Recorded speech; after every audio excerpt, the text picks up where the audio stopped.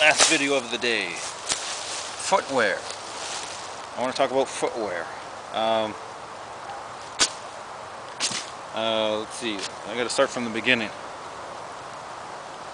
When I was in the Army, I was a forward observer, or an FO, and we had one of the heaviest rucks, or pack outs, or loadouts in the military. Even though I was in a light infantry unit, I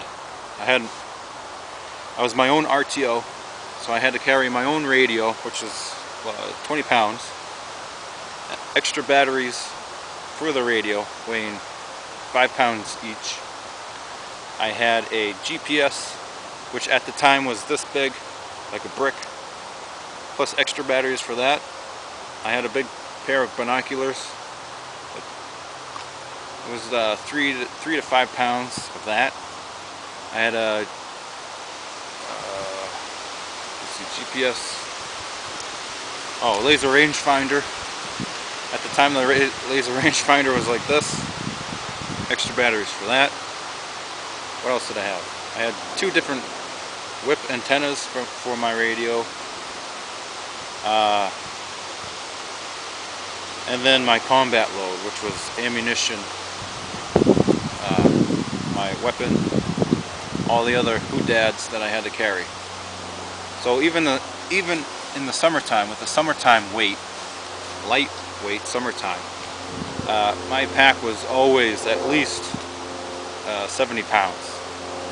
And in the wintertime, it got even heavier because you carry more stuff in the wintertime. So, with that said, my knees and my arches and my back took a lot of pounding and a lot of abuse. So I have high mileage on my legs and lower back. So with that said, 2 months after I got out of the Army, my arches fell, actually.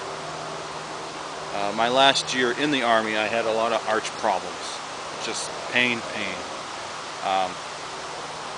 As soon as I woke up in the morning, I would have to take 400 milligrams of Motrin just so I could walk, basically. And the medics, all they did was give me Motrin. They said, "Oh, there's nothing we can do for you. Here's some more Motrin." So, being a naive, enlisted man, I just took Motrin. So 2 months after I got out, my arches fell, and that was the worst thing ever. I couldn't hike. I could barely do my job. I couldn't walk. Again, just to wake up in the morning, I would have to take Motrin just so I could walk. And then, so that kind of started me on my path to fixing my own body, which led to my big interest in self-aid, herbal medicine, and stuff like that. Healing yourself. Because, let's face it, the medical industry, they're not interested in fixing you. Because as long as you're sick or you're broke, they're making money. That's just the facts of life. So anyway, I had to figure out how to fix my own feet. So I did a lot of research, a lot of reading, and in my area there's a store called Good Feet, which they sell all kinds of different arch supports. And so I spent, what was it? I think it was $300 on one set of arch supports. They were really aggressive arch supports, and instantly they helped my feet. I didn't need any Motrin in the morning. So I wore those for like 3 years straight, and they were a godsend, really. They pushed my arch back up. My tendons shrunk back where they were supposed to be, and all the muscles and the tendons realigned to where they were supposed to be. And then after that, my work boots, I would take my work boots with a heel, and I would take a grinder, and I would grind the heel off. So the work boot, the angle, the heel angle was lower. So it was more of a natural step. The technical term is heel to toe drop, the angle or the incline. So I brought that incline down as close as I could to zero, and that helps. And that's without wearing the supports. I wore the supports for about 3 years, and then after that I started grinding my heels down. And also another thing was I got the widest, the front part, I got the widest size boot I could get. Because what I learned is as you take a step, every time you step, your toes spread out, and that absorbs the shock of stepping. Now with military boots and a lot of civilian boots, people don't buy boots wide enough. So every time you step, your feet, your toes can't spread out, absorbing that shock. So the shock goes right to your arch, right up your shins, to your knees, and to your lower back. It just shoots all the way up every time you take a step. And that makes sense, because if you think about in the army, you're doing road marches with a heavy ruck, you're jogging all the time, you're running all the time. All those years of running and all that shock shooting up through the arch to the knee, to the lower back, that's a lot of abuse. So those are the two things I started doing with my work boots. I take the heel down and I buy the widest size as I can, so my feet, my toes can spread out and absorb that shock. And around the house, in the backyard, I would walk around barefoot, not out in the woods, but in the backyard around the house, and that would help strengthen my tendons, my muscles in my feet, my ankle, and around my calves, my shins. So I had to strengthen those tendons and muscles back up. So I did that for years, and then toe shoes came out. These things.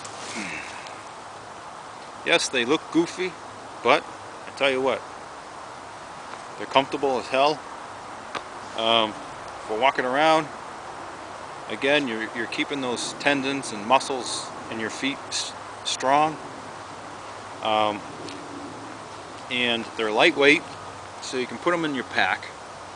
So after you do a long hike and you reach your campsite, you can take off your boots, put these on, and you can walk around, let your feet relax, spread out, let your muscles relax in your feet and everything.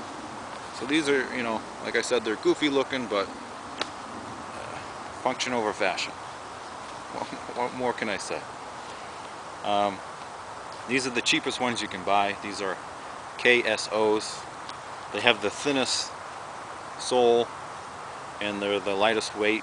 They pack pretty small, so they're worth the money. I think they're only $70 now. So these are great hippie shoes. So now my latest thing are these boots here. These are the Minimalist.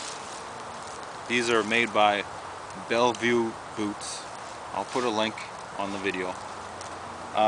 These are basically jungle boots. They're basically a jungle boot with a sole that's a little bit thicker than this. So basically it's a 5-finger minimalist jungle boot. And I tell you what, so These are the Minimalist by Belleville. Like I said, they're basically a jungle boot from the sole up, and the sole is, you know, a thicker version of these. They got real great tread, aggressive tread. I've never slipped, I've never had a problem with the tread or slipping or whatever. They're thin. These things are pretty thin, so you can feel the ground, which is great for stalking, hunting, sneaking up on students and stuff like that. So they're great. They got drainage here. They dry out real quick. So far, I'm really impressed with these boots. The only thing is, I take a size 12.5, and they don't make a 12.5. The last half size they make is 11.5. So these are 12s, and my middle toe just barely keeps bumping the top. That's the only problem I have with these things. Other than that, I'm really impressed with these things. They're quiet. They give you just enough sensitivity so you can feel the ground. You can run in these. I've run 2 clicks in these on a dirt road with no problems. What else can I tell you about these things? They dry quickly. I've already hiked miles in these things. I've hiked with these boots dry. I've hiked with these boots soaking wet. I've done 4 mountains, 4,000 foot mountains in these things, in the snow, in the mud, in the muck, and what have you. So I've definitely put these through some abuse, and they're kind of looking their age now. Price, they're not that bad in price. They're 120 bucks I paid for these, which isn't really that bad for a pair of boots. I think muck boots are the same price. Now in the wintertime, I won't be wearing these in the wintertime. I'll be wearing my muck boots. But in the summertime, this is what I wear. Like I said, if they get wet, they dry out pretty quickly. What I do is, during the day, if my feet get wet, I'll just wear them, and then at night, I'll take off my wet socks. I'll put them down my crotch to let them dry, and I'll put on a dry pair of socks while I sleep. And then the next day, I'll put my boots on the dry socks. The socks in my crotch that are drying off, I'll put them in my pack, or I'll hang them by the fire or out in the sun. And then during the day, the dry socks will help these dry out. Plus, wearing them around during the day will help dry these out. So I haven't had a problem with moisture or with these being soaking wet. You know, they're flexible as heck. Great sensitivity, you know, on your pads. So that's why I like these boots. So that's my foot history. That's why I'm really particular about my footwear, and that's why I like these boots. So that's all I got to say about that. Thanks for watching.